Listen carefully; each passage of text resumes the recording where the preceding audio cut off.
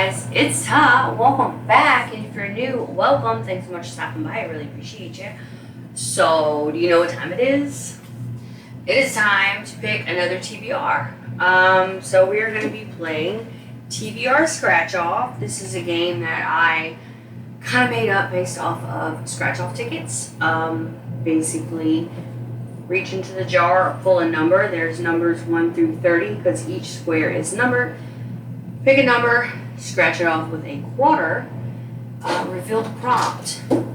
Then, pick a book that meets the requirements of the prompt. Pretty simple, nothing too outlandish, and we're going to do 5 picks. So that's 5 books on the TBR, as well as our TBR Knockout and Buzzword. TBR Knockout is from Completely Melanie. I'm going to link her down below, and then Buzzword is from Books and Lala. I will link her down below as well. So yeah, that's basically it. It's time to pick some more books. How did I do last month? Glad you asked that question. I read a good bit. I'm going to do another weekly update tomorrow. However, I did change like two books on my TBR, maybe 3, I don't remember. I switched them out for something else that I wanted to read, but I still want to read those books that I had on my TBR. It's just going to take me a little bit longer to get to those. So, yay. Alright, so now we are going to pin it up here, and I'll be back when we make our first draw and our first scratch, so we can see what our first book is going to be for the month of March, which is also my birthday month. I'm so excited. Be right back. All right, it's time for our first pick out of the cup.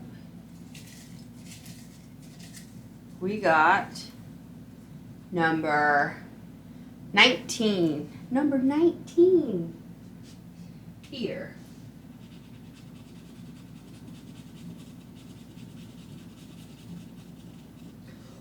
All right, this one says 2023 release.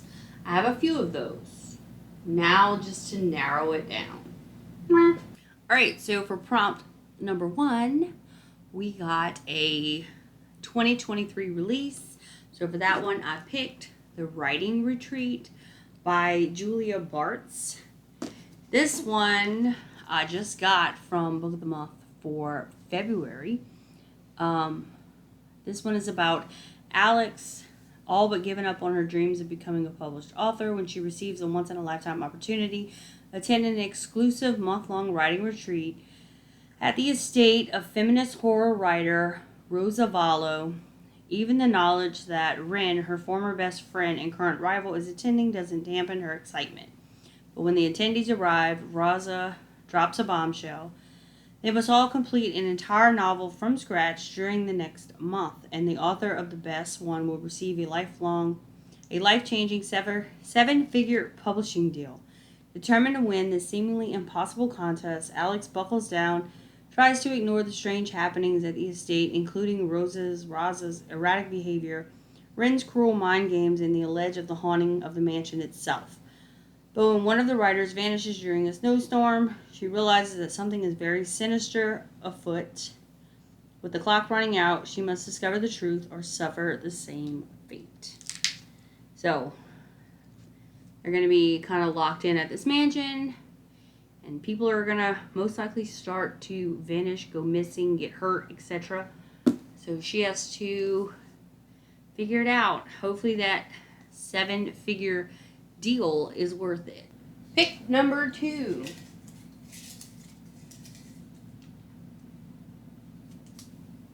Number 18. Well, we're just going to go backwards.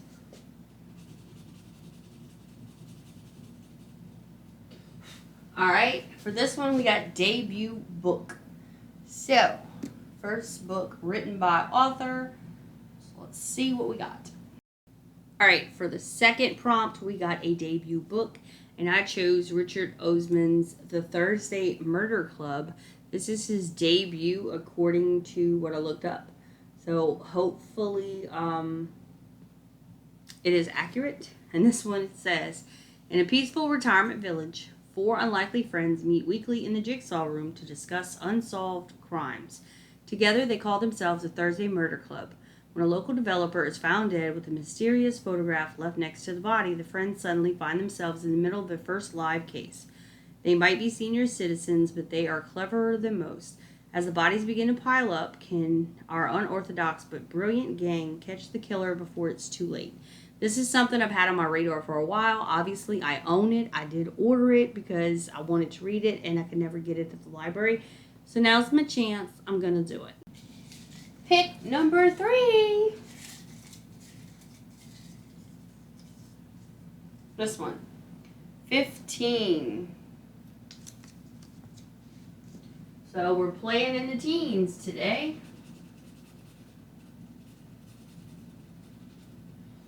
All right. That one says enemies to lovers plot. So we're looking for some romance. For prompt number 3, we got an enemies to lovers. So for that one, I chose X Games by Stella Rise, I believe is how you say it. And this is about a girl. I don't think they don't say her name in the thing. But anyway, she was ghosted by her fiance, suddenly broke, heartbroken, and facing eviction. Enter Mason Leo, the 6 foot and 2 inches of pure muscle and arrogance I've hated with a passion since the day we met. The man is cocky, womanizing, and ruinously gorgeous. Worse than that, he's my ex's brother. Uh-oh. And for the next 2 weeks, he gets to do with me as he pleases. I'll explain. With both our exes, wait for it, set to marry each other in St. Lucia, I've agreed to let Mason pay my debts so long as I play his date. My only job is to keep my clothes on while I get my closure. Because as much as I hate Mason Leo, the man is a walking sex god. And in the name of revenge, he gets to take me out, show me off, dress, touch, and kiss me with those wicked lips. It's all for show, but every night in paradise with him brings more drinks, more drama, and another temptation. So no matter what I do, I can't stop reminding myself this. There's absolutely no good to come from my ex's brother, no matter how good it'll feel. So, not only are we enemies to lovers, we're also the forbidden ex's brother. Like, there's a couple things going on there. Fake dating, kind of, which might turn into a real date. Who knows? So we got a couple different things going on. But really, both of their exes are getting married. Isn't that something? Pick number 4.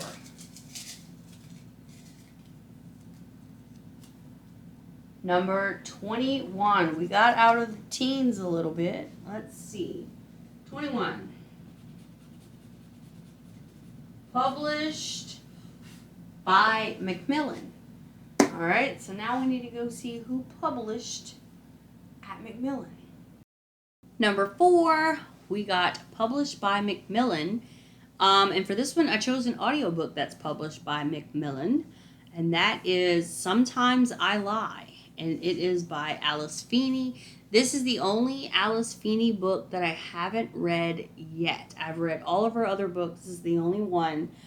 And I'm looking forward to it. So it says, my name is Amber Reynolds. There are 3 things you should know about me. I'm in a coma. My husband doesn't love me anymore. Sometimes I lie. Amber wakes up in the hospital. She can't move. She can't speak. She can't open her eyes. She can hear everyone around her, but they have no idea. Amber doesn't remember what happened, but she has a suspicion her husband had something to do with it. It's always the husband. Alternating between her paralyzed present the week before her accident and a series of childhood diaries from 20 years ago, this brilliant psychological thriller asks, is something really a lie if you believe it's the truth? So, I feel like we're going to be unpacking a lot of maybe childhood trauma, current trauma. And the question is she telling the truth or is she beating herself up and saying her husband's to it? Because I've heard people do that. they'll like abuse themselves and blame it on the spouse. So we need to see if she's lying or is he really doing it. All right, time for our final pick, number 5. And for that, we have number 8. Number 8. Let's see what that one is.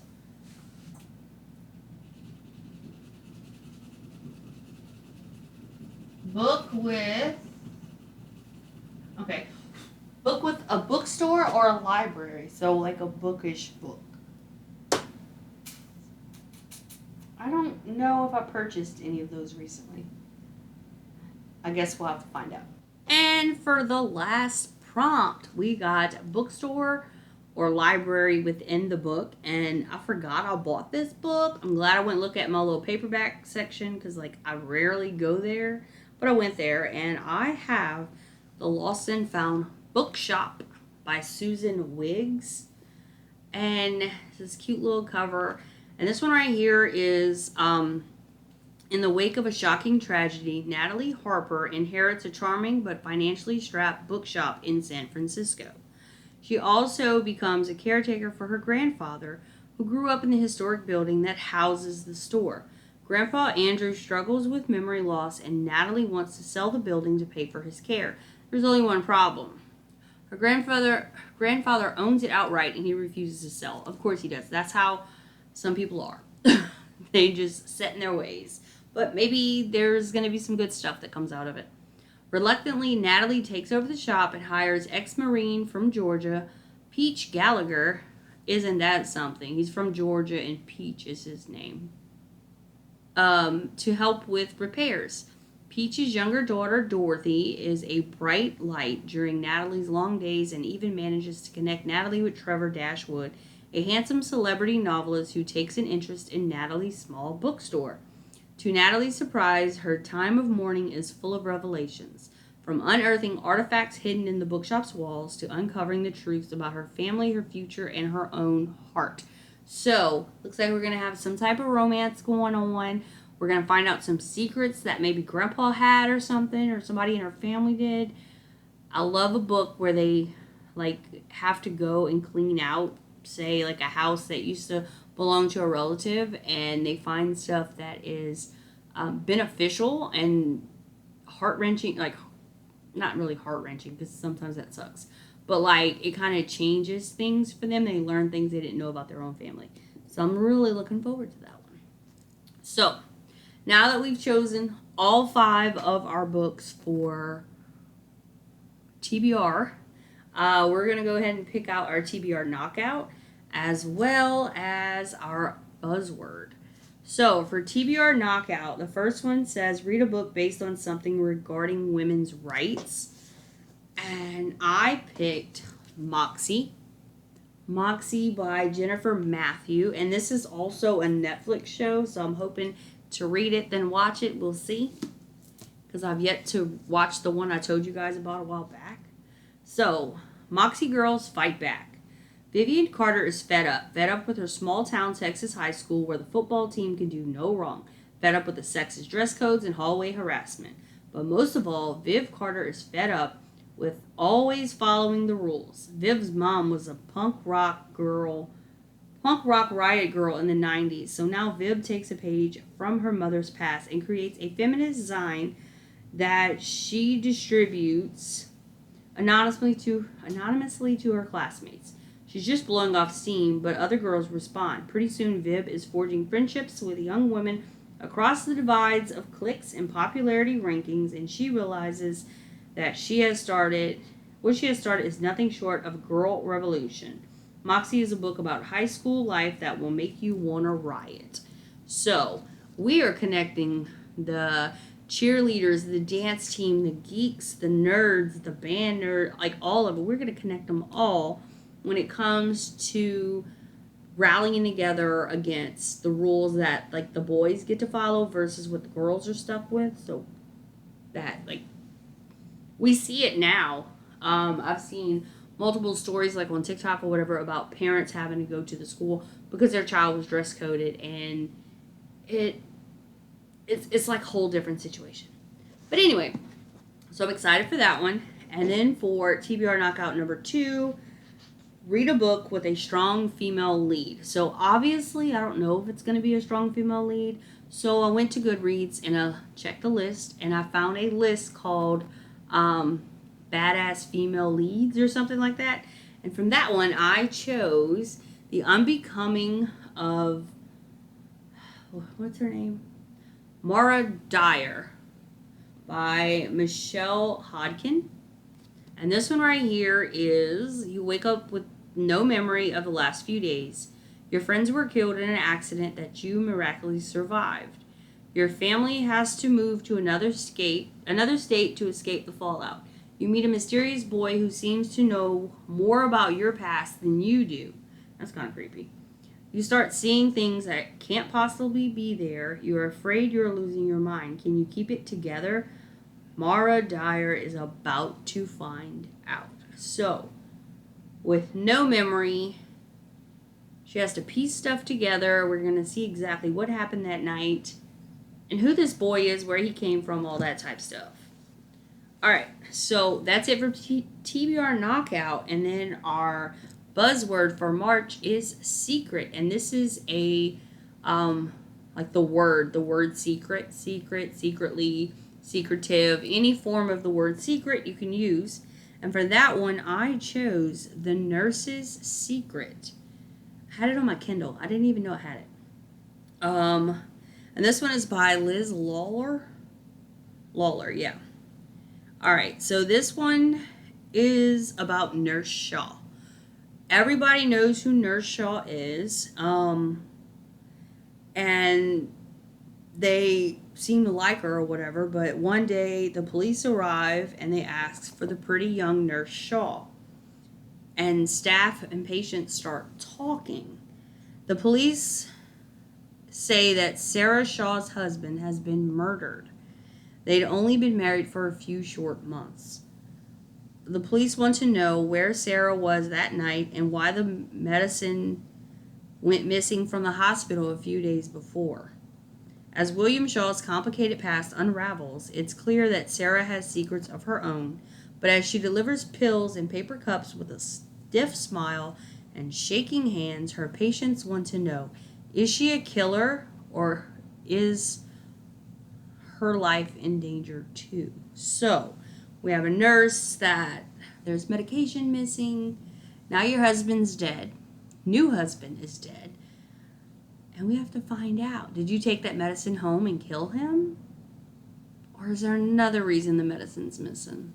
But yeah, so these are all the books that I chose this month. I don't know which one I'm looking forward to the most. Like, honestly, I'm really looking forward to this one because I've been looking forward to it. But then this is a new release that I'm really looking forward to. It sounds like it's going to be really good. The Nurse's Secret sounds amazing. This one seems cute. Sometimes I Lie sounds like it's going to be a trip. And then the X Games, again, what's going to happen between, those exes or these exes? Like, what's going to happen when they show up to the wedding? Who knows? So, have you read any of these? Did you like them? Let me know down below. And maybe let's see if I like them too. So, I will talk to you guys next time. Thanks so much for watching, and I'll see y'all later.